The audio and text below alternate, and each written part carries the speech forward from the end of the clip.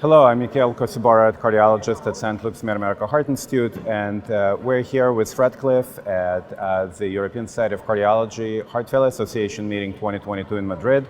It's fantastic to be here in person, and I think this meeting and many upcoming ones kind of remind us about all the important developments that we've had in heart failure over the past year and what's coming up in the near future, which is really exciting. And I would say in terms of highlights of what happened in the past year, some of the key things are, of course, the new guidelines that we had for heart failure management, European Society of Cardiology guidelines, and the AHA HFSA guidelines that just came out a few weeks ago. And I think if there is one overarching message in the guidelines across both sides of the Atlantic is that guideline-directed medical therapy, GDMT, works. It prolongs life.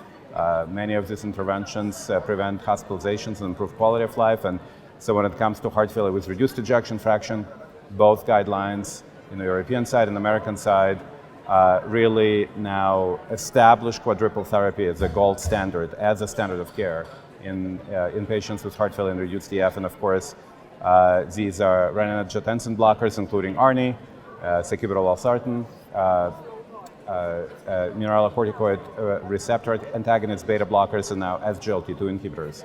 And of course, it's been a big year for SGLT2 inhibitors because now we have the first large outcome trial in patients with heart failure and preserved ejection fraction, EMPEROR preserved. We have other trials, including preserved HF, showing benefit in symptoms, physical limitations, and exercise function with these agents. And so in American guidelines, we now have a Class 2A recommendation for SGLT2 inhibitors, but of course, there is lots more coming up.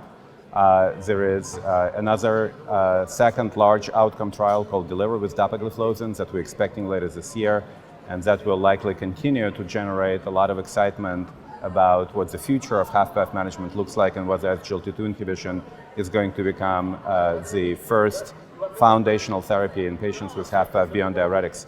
We, of course, had MPULSE, which was an important trial of empagliflozin in patients acutely hospitalized with heart failure, which showed a total clinical benefit regardless of diabetes status, regardless of ejection fraction, and frankly, regardless of whether it's new diagnosis of heart failure or an established diagnosis of heart failure.